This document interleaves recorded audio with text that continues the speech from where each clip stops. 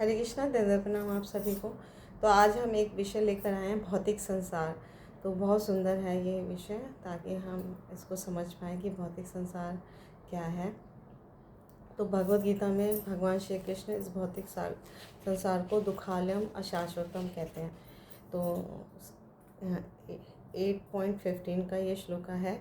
मामुपैते पुनर्जन्म दुखालयम अशाश्वतम नामनु वन्ति महात्मना संसिद्धिम परमाम गता। तो अनुवाद शिव प्रभुपाद जी के द्वारा। शिव प्रभुपाद की जय। मुझे प्राप्त करके महापुरुष जो भक्ति योगी है कभी भी दुखों से पूर्ण इस अनित्य जगत में नहीं लौटते, क्योंकि उन्हें परम सिद्धि प्राप्त हो चुकी होती है। तो इस भौतिक संसार को भगवद गीता में कहा है दुखालयम अशाश्वतम, यानी दुखों का घर है, दुखों से पूर्ण है और अशाश्वत है ना। तो और हम इसी भौतिक संसार में फंसे हुए हैं, और इस भौतिक जगत में हमारा आवागमन आज से नहीं अनादिकाल से हो रहा है। तो इस संसार में जितने भी दुख हैं आप अपने जीवन में देखे होंगे और दूसरों के जीवन में भी देखे होंगे, उसमें सबसे मुख्य दुख 4 हैं जो बहुत इम्पॉर्टेंट है और सभी के जीवन में है। वो जन्म, मृत्यु, जरा, व्याधि। तो सभी लोग इन दुखों का सोचते हैं कि हम समाधान पालेंगे, तो इसका कोई भी स्थायी समाधान नहीं है। हमारे वैदिक जो ज्ञान है या स्क्रिप्चर्स हैं, है ना, वही हमें बताते हैं इनका स्थायी समाधान। तो हमें इसलिए शास्त्रों के अनुसार अगर हम अपना जीवन यापन करेंगे तो जन्म, मृत्यु, जरा, व्याधि से हम हमेशा के लिए छूट जाएंगे। तो इस हम चर्चा में समझेंगे कि कैसे हम छूटेंगे। तो पहले हम समझेंगे कि भौतिक संसार में हर कोई जो है वो आनंद की खोज में है, आनंद प्राप्त करना चाहता है। कोई डॉक्टर बनना चाहता है, कोई इंजीनियर बनना चाहता है, कोई समाज सेवा, और उसके लिए वो बहुत प्रयास करता है, बहुत मेहनत करता है, ठीक है। लेकिन उसे उतना नहीं मिलता जितना उसने मेहनत किया है।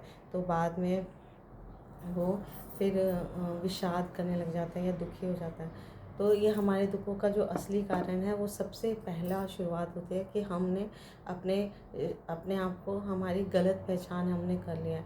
हम ये शरीर नहीं है, हम आत्मा है, लेकिन हम अपने आप को ये शरीर मानते हैं। तो भगवद गीता में भी जगह जगह पे भगवान श्री कृष्ण समझाते हैं कि हर जीवात्मा जो है वो भगवान का अंश है, और अगर कोई इसे शरीर के लेवल पे रहता है तो वो अपने जीवन को और ज़्यादा बंधन में डाल देता है।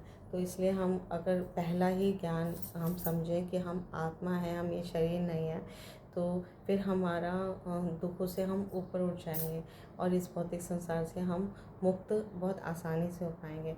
और सभी जो आत्माएं हैं वो भगवान कृष्ण का अंश है। हम आत्मा हैं और भगवान श्री कृष्ण परमात्मा है। तो हर आत्मा परमात्मा श्री कृष्ण का अंश है। तो अगर हमें सुखी रहना है या परम सुखी बनना है तो हमें भगवान की सेवा करनी पड़ेगी, तभी हम प्रसन्न रह सकते हैं। तो हमें, अगर हम अपने जीवन में भगवान को प्रसन्न करने का प्रयास करें तो हम सुखी हो सकते हैं। तो जैसे कि उदाहरण के तौर पर देखें, जैसे एक माँ अपने बेटे की सेवा करती है तो बेटा प्रसन्न होता है और माँ भी प्रसन्न हो जाती है ना। तो एक पति पत्नी का उदाहरण देखें कि पत्नी जितनी ज़्यादा सेवा करती है पति की, है ना, तो वो पति प्रसन्न रहते हैं और वो फिर सुखी रहते हैं। तो इसी तरह हम अंश हैं भगवान कृष्ण के, उनके वो अंशी हैं। तो अगर हम उनकी सेवा करें, उनकी प्रसन्नता के लिए कार्य करें तो हम सुखी हो सकते हैं। उसके अलावा अगर इस भौतिक जगत में दूसरे तरह के कार्य करते रहें तो अंत में हमें वो सुख नहीं देगा, वो दुखी देगा, क्योंकि संसार दुखालयम अशाश्वतम है, दुखों का घर है। तो आप कितना भी मेहनत कर लो, अगर कृष्णा सेंटर में नहीं है, केंद्र में नहीं है, भक्ति नहीं है हमारे जीवन में, तो हमें अल्टीमेटली हमें जो परिणाम जो होगा वो दुखी होगा, सुख नहीं होगा। तो इस तरह से हम देखेंगे। तो अगर हमारे जीवन में भगवान कृष्ण का प्रेम हमें मिल गया तो कुछ भी शेष नहीं रह जाएगा, हमारे जीवन का पूर्ण सुख, परम सुख हमें मिल जाएगा। तो भगवान श्री कृष्ण का हम प्रेम कैसे प्राप्त करें, कैसे सेवा करें, तो श्री रूप गोस्वामी बहुत सुंदर बताते हैं। इसका बहुत ही सरल उपाय उन्होंने बताया कि ये भगवान की सेवा हमें मुख और जीवा से करनी है। तो जब हम अपनी जीवा और वाणी का उपयोग भगवान की सेवा में करेंगे तो जीवा से हमें, इस जीवा से हमें भगवान कृष्ण का प्रसाद खाना है, और वाणी का उपयोग उनकी बस कृष्ण कथा करने के लिए करना है, कृष्ण कीर्तन करने के लिए क्या है, भगवान के शुद्ध नाम का बारंबार उच्चारण करने के लिए क्या है। तो हम बहुत आसानी से बहुत सरलता से हम भगवान की सेवा कर सकते हैं, उन्हें परम प्रसन्न कर सकते हैं। और कली संतरण उपनिषद में भी भगवान के नाम के कीर्तन पर बहुत बल दिया गया है कि भगवान का नाम और ये महामंत्र के कीर्तन को भगवान की सेवा करने का सबसे सरल और सर्वश्रेष्ठ उपाय बताया गया है। हरे कृष्णा कृष्णा कृष्णा हरे हरे, हरे राम राम राम हरे हरे। तो अगर हम इस हरि नाम का आश्रय ग्रहण करें, भगवान के पवित्र नामों का बारंबार उच्चारण करें, तो हम इस भगवान को बहुत आसानी से प्रसन्न कर सकते हैं। तो इस भौतिक जगत में जो है वो आनंद की प्राप्ति संभव है या नहीं है, ये हमें सोचना है। तो अगर हम इस भौतिक हमारा जब जन्म होता है इस भौतिक संसार में, तब से ही हमारे दुख प्रारंभ हो जाते हैं। तो ये दुख आज से नहीं, अनादिकाल से चले आ रहे हैं। तो और आप इसी जीवन में देखेंगे कि जब बच्चा पैदा होता है, माता के गर्भ में भी उसे असंख्य अनगिनत बहुत दुख मिलते हैं। ठीक है, भागवतम का 3rd कैंटो हम पढ़ेंगे तो उसमें विविध एक्सप्लेनेशन है। कपिल देव अपनी माँ को, देवहूति को बहुत विस्तार पूर्वक समझा रहे हैं कि कैसे माता के गर्भ में भी बच्चा भी दुखी रहता है और बहुत कष्ट पाता है। और जब बच्चा आ भी जाता है इस दुनिया में, भौतिक संसार में, तो बालक जब स्कूल जाता है तो उसे पढ़ाई का इतना बोझ ला दिया जाता है ना। और वो खेलना चाहता है पर बस थोड़े समय के लिए उसको खेलने दिया जाता है, सारा समय पढ़ना होता है उसे तभी। और फिर थोड़ा और बड़ा होता है तो प्रतिस्पर्धा होने लग जाती है, कंपटीशन में वो हिस्सा लेने लग जाता है। और ये आज की प्रतिस्पर्धा इतनी ज़्यादा बढ़ती जा रही है, भाग दौड़ वाली ज़िंदगी, सब एक दूसरे से इतना कंपटीशन हो रहा है और सबको एक दूसरे से आगे बढ़ना है। तो इस तरह से वो अपनी पढ़ाई में, अपने करिकुलम में, अपने जीवन में इतना व्यस्त हो जाता है कि उसका बचपन भी उससे छिन जाता है। फिर वो बड़ा होता है, फिर विवाह करता है या नौकरी करता है, तो उसको जितना उसने मेहनत किया, परिश्रम किया, उसके हिसाब से उसको सैलरी मिले ना मिले, है ना, कुछ संतुष्टि या तुष्टि उसे पूरे जीवन काल में बहुत कम मिल पाती है, नहीं मिल पाती, बहुत थोड़ा ही हो जाता है। और परिवार के साथ रहता है तब भी उसको इतनी सारी कठिनाइयों का सामना करना पड़ता है ना। अगर पारिवारिक संबंधों में प्रेम है, विश्वास और सहयोग की कमी है, तो भी उसको बहुत सारी कठिनाइयाँ झेलनी पड़ती हैं। और परिवार के जो सदस्य हैं उनमें भी मतभेद कई बार हो जाता है, तो इसकी वजह से उसे मानसिक क्लेश भी सहन करना पड़ता है, तनाव भी होता है। या मित्र, सहयोगी या पड़ोसी के आगे प्रतिष्ठा अपनी करने के लिए, आगे बढ़ने के लिए, तो उसे बहुत सारा दबाव होता है उसके जीवन में। माता पिता भी डालते हैं और पड़ोसी भी डालते हैं, मित्र, सहयोगी, समाज। तो इस दबाव में वो अपना जीवन व्यतीत करता है। तो थोड़ा सा अगर सुख मिलता भी है तो वो इतना तुच्छ है, जैसे एक रेगिस्तान की तपती धरती में एक बूंद पानी डाल दिया जाए तो उसे कितना रेगिस्तान की भूमि में एक बूंद पानी का क्या महत्व है। तो हमारे पूरे जीवन में हमें कितना ज़्यादा सुख चाहिए और हमें थोड़ा सा अगर मिल भी जाता है ना, तो वो बहुत ही थोड़ा सा है। पर हमें और सुख की तलाश में हम घूमते रहते हैं, खोते रहते हैं, अपना जीवन ऐसे व्यर्थ कर देते हैं। तो जब उस बच्चे का विवाह होता है तो उसके ऊपर अपने गृहस्थ का बोझ, अपने माता पिता, वृद्ध माता पिता, बच्चों, इस सब में वो जूझता रहता है। और है ना, ये दुख हम सब अनुभव भी करते हैं। तो भौतिकतावादी व्यक्ति एक सोचता है, जो भौतिक संसार में आनंद लेने के लिए अपना भरसक प्रयास करता है, वो सोचता है कि सिर्फ धन कमाना या उस धन को ऐसी जगह पे खर्च करना जहाँ जो जो चीज़ें उसे पसंद है, ये आनंद है, यही आनंद है। और परिवार के लोग ये कहते हैं कि हमारे ऊपर धन खर्च करोगे और हमारे पर समय हमारे साथ बिताओगे तो ये आनंद है। लेकिन कोई व्यक्ति जो है धोखेबाज है, जैसे समाज में अरे गहरे घूम रहे हैं, है ना,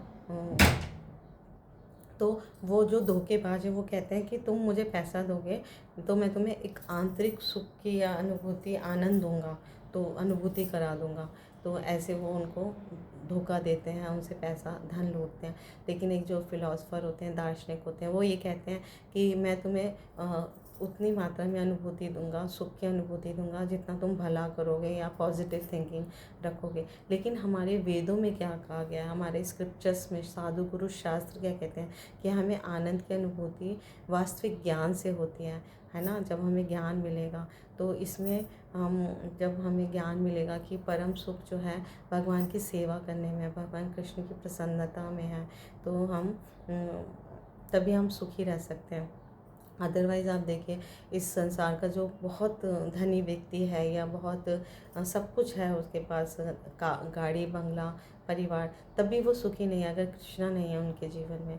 लेकिन जो भक्ति कर रहा है, चाहे वो थोड़े से ही कम सादा जीवन व्यतीत कर रहा है, पर वो परम संतुष्ट है, परम आनंद की अनुभूति करता है।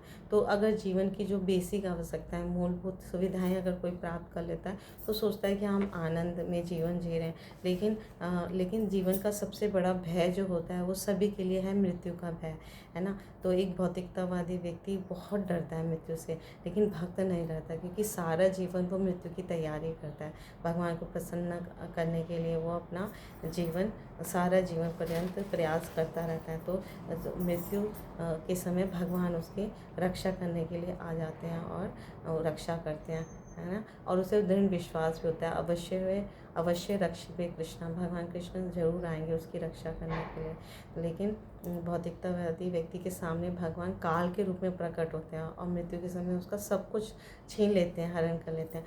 तो उसने अब तक फिर जीवन में जितने भी कर्म किए हैं, है ना, अपने आप को आनंदित करने के लिए, तो उसके पुण्य और पाप कर्मों के हिसाब से फिर उसको अधोगति या उच्च गति प्राप्त होती है। तो इसीलिए हमें जो है वो पूरा जीवन साधु गुरु शास्त्र सीखना है, समझना है कि ये मनुष्य जीवन बहुत ही सुदुर्लभ है ना। तो ये बड़ी मुश्किल से मिला, 84 लाख योनियों में हमने कई बार आवागमन होने के बाद हमें ये मनुष्य शरीर मिलता है। और उसके बाद भी ये जो हमें विकसित बुद्धि मिली है, तो इसका उपयोग हमें समझने के लिए करना है कि कैसे हम इस जीवन को शाश्वत बनाएं, है ना। नित्य हम, हमारा जो जन्म मृत्यु जरा व्याधि के जो कष्ट हैं, इनसे हम ऊपर उठें, हमें ये कष्ट हमें कभी भी ना सताएं। तो इसके लिए हम भगवान की भक्ति, भगवान श्री कृष्ण की शरणागति को स्वीकार करेंगे, तो हमारा हम जन्म मृत्यु जरा व्याधि के जाल से मुक्त हो जाएंगे हमेशा के लिए। तो ये जो सुख और दुख, ये तो हमेशा आते हैं जाते हैं। तो कोई चाहे भी तब भी वो दुखों को नहीं रोक सकता, सुखों को नहीं रोक सकता, ये आएंगे जाएंगे। तो हमने देखा, तो पहला था जन्म मृत्यु जरा व्याधि का दुख, और भी कई सारे हैं। दूसरा है 3 तरह के ताप भी हमारे जीवन में हमेशा सताते रहते हैं, आध्यात्मिक, आदि दैविक, आदि भौतिक। आध्यात्मिक जो है देवी देवताओं से, आध्यात्मिक जो हमारे मन से, हमारी चिंताओं के कारण हमें मिलता है। कभी कभी कोई हमें कुछ कह दे तो हम मन में बारंबार सोचते रहते हैं, वो आध्यात्मिक है ना। आदि भौतिक जो है वो कोई दूसरा जीव या हमें कुछ गाली सुना दे या कुछ गलत बोल दे तो हम दुखी रहते हैं, तो हमारे वो आदि भौतिक है। और आदि दैविक जैसे देवता करते हैं, कभी बाढ़ आ जाती है, कभी सूखा पड़ जाता है, कभी अभी जैसे कोरोना हुआ था, ये सब आदि दैविक दुख है। तो इस तरह के कई अलग अलग तरह के क्लेश, है ना, दुख, तो ये इन्हीं तीनों में विभाजित है, आदि दैविक, आध्यात्मिक और आदि भौतिक। तो ये 3 तरह के ताप भी हमें पूरा जीवन हमें मिलते ही रहते हैं और कोई इसे मना भी नहीं कर सकता। लेकिन जब हम भक्ति में आ जाते हैं तो हम इनको सहन करने की शक्ति प्राप्त कर लेते हैं। और भगवान कृष्णा भक्त के जीवन में बहुत कम करके, मतलब दुखों को तो ख़त्म ही कर देते हैं। उसकी भक्ति बढ़ाने के लिए माया जो है वो कभी कभी कठिन विपरीत परिस्थिति डाल देती है। जैसे एक एग्जाम्पल दिया जाता है, जैसे एक सोना है, उसको आग में रख के तपाया जाता है तो निखर जाता है।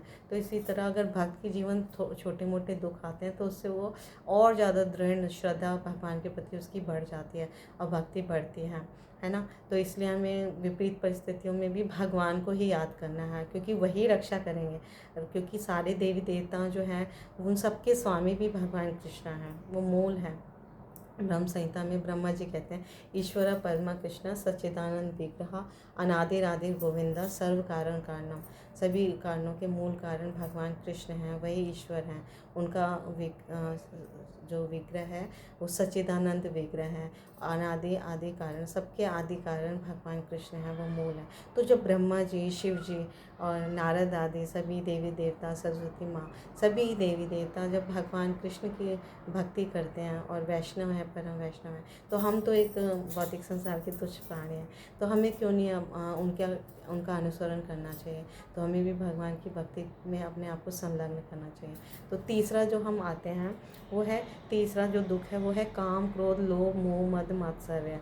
तो ये छह शत्रु हैं जो जिसकी वजह से भी हमें दुख होता है ना। काम इच्छाएं जो होती हैं अलग अलग, ये एक इच्छा पूरी होती है, जैसे ही पूरी होती है हमारी कोई इच्छा है भौतिक संसार में, तो वो इच्छा के पूरी होती है फिर बहुत सारी हजारों इच्छाएं और विकसित हो जाती हैं।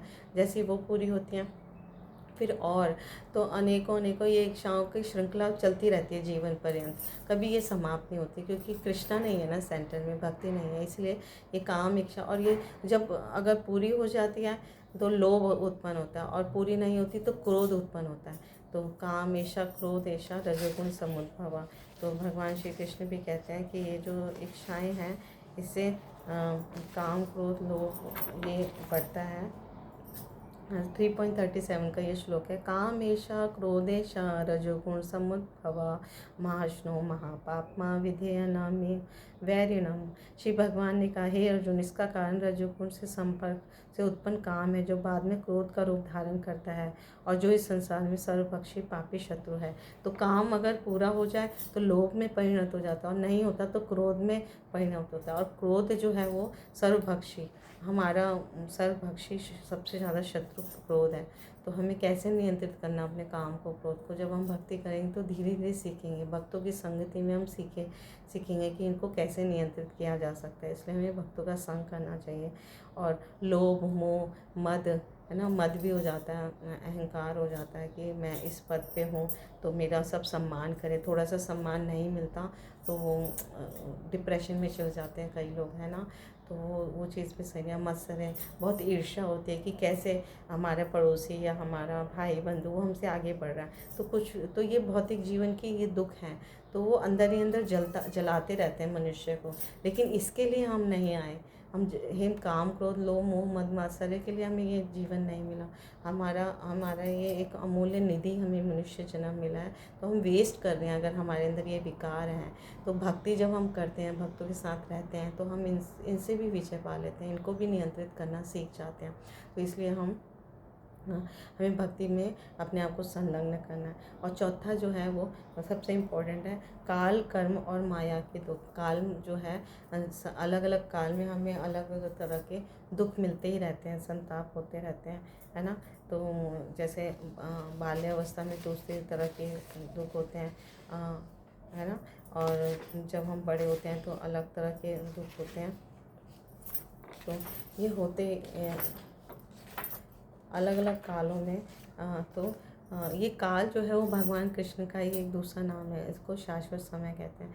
तो जब हम किसी की मृत्यु हो जाती है तो जैसा उसने समय अनुसार अपने जीवन में जैसा कर्म किया, अगर पुण्य कर्म किए हैं तो वो स्वर्ग की प्राप्ति होगी, पाप कर्म किए हैं तो नरक की प्राप्ति होती है ना। तो लेकिन जिसने भगवान की भक्ति की है उस पर काल का कोई प्रभाव नहीं पड़ता, है ना। तो उसे सदा ही आनंद की प्राप्ति होती है, क्योंकि काल यानी भगवान स्वरूप, वो भगवान का ही दूसरा रूप है काल। तो वो हमारे साथ हैं और हम उनकी सेवा में निरंतर लगे हुए हैं। तो वराह पुराण का भी बहुत सुंदर श्लोक है, अगर जीवन पर्यंत हमने भक्ति की है तो भगवान हमारी सहायता करते हैं और वो हमें हमारी मृत्यु से भी बचा देते हैं। तो बताते हैं वराह पुराण में, भगवान स्वयं कहते हैं, वराह भगवान कहते हैं, यदि वातादि दोषेण मद्भक्तो मम न च स्मरेत अहम स्मरामि मद्भक्ता नयामि परम गतिम। यदि मेरे भक्त मृत्यु के समय कफ, वायु, पित्त के दोष से मेरा स्मरण नहीं कर पाते हैं तो मैं उनका स्मरण करता हूँ और उन्हें परम गति प्रदान करता हूँ। तो भक्त को एक निश्चिंत होना चाहिए कि अगर जीवन पर्यंत उन्होंने भक्ति की है तो भगवान उनको परम गति देंगे ही देंगे। तो और कर्म कैसे दुखों का कारण बनता है। जैसे कोई भौतिकतावादी व्यक्ति वो सतोगुण, रजोगुण और तमोगुण में या कभी कभी इनके मिश्रित उसमें कार्य करता है, तो उसके अनुसार उसके पुण्य कर्म पाप कर्म बनते हैं। तो लेकिन जो भक्त होता है वो शुद्ध सतोगुण के लेवल पे कार्य करता है, उसका जीवन जो होता है भगवान की प्रसन्नता के लिए कार्य करता है, तो वो तीनों गुणों से ऊपर उठ जाता है। तो इस तरह से उसकी सद्गति होती है और परम धाम उसे मिलता है। और माया माया तो हमें बहुत कष्ट देती है ना।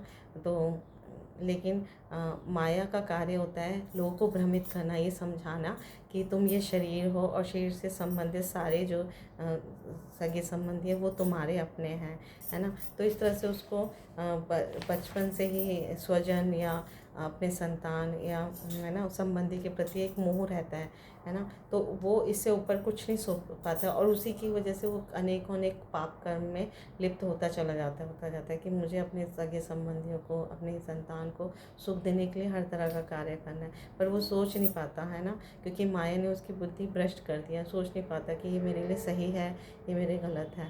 तो इस तरह से माया से उसे बच के रहना चाहिए। तो माया उन पे कभी भी प्रभाव नहीं डालती जो भगवान कृष्ण की शरणागत हो जाते हैं। तो बहुत सुंदर श्लोक है, दैवी 7.14 श्लोक है, दैवी एषा गुणमयी मम माया दुरत्या मामे ये प्रपद्यन्ते माया में ताम तरन्ति ते। तो प्रकृति की तीनों गुणों वाली इस दैवी शक्ति को पार कर पाना बहुत कठिन है, लेकिन जो मेरे शरणागत हो जाते हैं वे सरलता से इसे पार कर जाते हैं। तो भगवान इसकी गारंटी दे रहे हैं कि अगर हम उनकी शरणागत हो गए हैं तो माया से हम ऊपर उठ जाते हैं और माया को पार करना हमारे लिए आसान हो जाता है। तो इसलिए हमें भगवान की शरणागति को स्वीकार करना है। और तो ये फिर माया हमें छोड़ देती है, उस जीव को छोड़ देती है, सताना छोड़ देती है, और हमें परम आनंद की प्राप्ति होती है। और इसी जीवन में हमें कृष्ण प्रेम हम प्राप्त कर लेते हैं। तो आज का ये जो टॉपिक है भौतिक संसार, हमें इससे बाहर निकलने का प्रयास करना चाहिए और जीवन पर्यंत हमें प्रयासशील रहना चाहिए और गुरु साधु शास्त्र के अनुसार अपना जीवन यापन करना चाहिए। तो हम इस भौतिक संसार से बाहर निकल जाएंगे और कृष्ण प्रेम जो इस मनुष्य जीवन का परम लक्ष्य है वो प्राप्त करेंगे। तो इसलिए सदैव हमें हरे कृष्णा कृष्णा कृष्णा हरे हरे, हरे राम राम राम हरे हरे, भगवान के पवित्र नामों का रटन करना है और भगवान कृष्ण की शरणागति प्राप्त करनी है। गुरु महाराज की जय, श्री प्रभुपाद की जय, आप सब भक्तजन की जय। Thank you so much.